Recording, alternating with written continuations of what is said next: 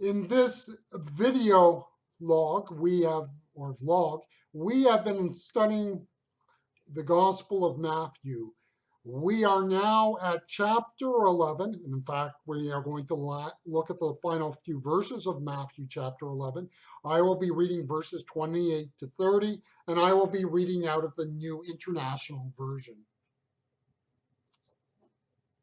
Matthew chapter 11, verse 28. Come to me, all you who are wearied and burdened, and I will give you rest. Take my yoke upon you and learn from me, for I am gentle and humble in heart, and you will find rest for your souls. For my yoke is easy and my burden is light. Jesus was a master psychologist who knew no psychology. And that statement, we are saying two important things. One is that Jesus understood the human condition. If you share your faith, you may run into the response, I am not religious. The person with that statement is saying that religion is like a hobby or an acquired habit.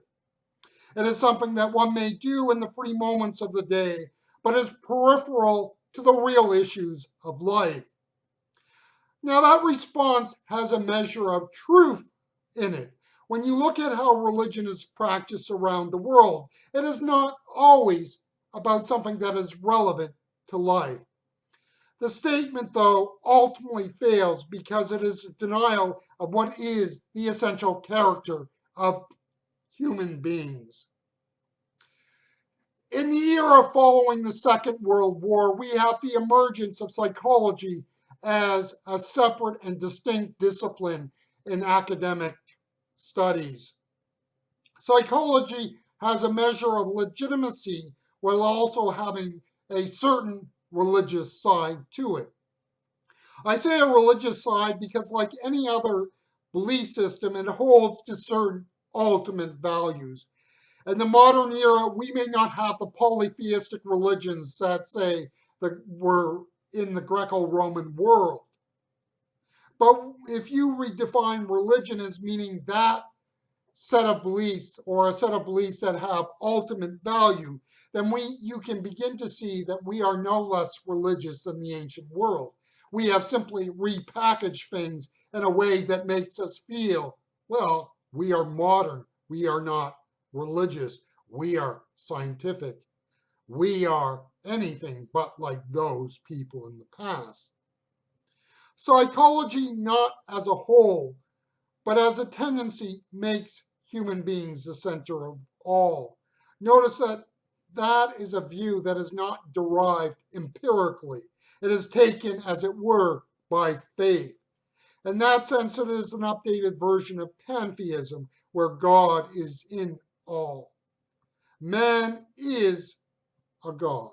Psychology takes the idea of the innate goodness of humanity as a given. And again, that is not something derived empirically.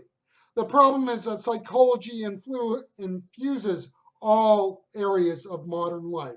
So we're not saying that there isn't some value or good in the study of psychology.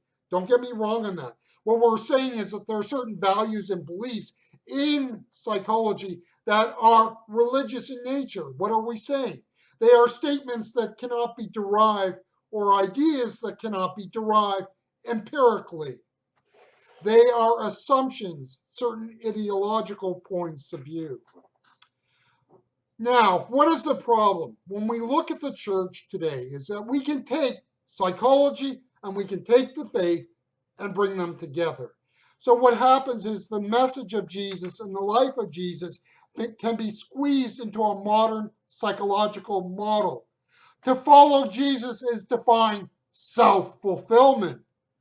Following the lead of older liberal theology, the message of Jesus is an affirmation of the brotherhood of humanity, and thus the need for love and acceptance of all people, regardless of creed, ethnicity, sexuality, and so on and so forth. So it just becomes, a blind acceptance of all.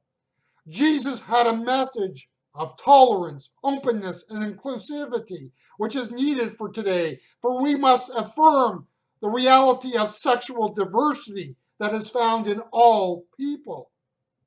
The challenge in an era that is saturated with the affirmations of modern psychology is that we can see Jesus through that lens and as a result not see the real Jesus.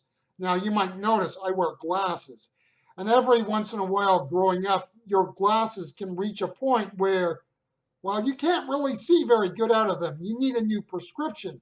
You may be looking out at the world, but in a sense, you're not able to really see the world as it is. In that sense, that is what psychology can do to us if we view Jesus through that lens. You see, Jesus not only understood the human condition, and he did that without the perspective of modern psychology. It is hard to see and read Jesus as not being a first century psychologist. If we are to understand verses 28 to 30 of Matthew 11, we must deal with the fact that Jesus was not offering one more psychologically derived theory on the nature of humanity. Jesus is saying that there is no peace and no rest in this life or in the life to come for those who live outside the presence of God. Jesus is saying that the only way to live is through the power of the cross. We are not here for self-fulfillment or personal growth. We are here on this earth to live for God in a sinful and broken world. There is no peace or rest this side of eternity. There's only one thing that matters, and that is to embrace our place of service in this world for His kingdom and for His sake.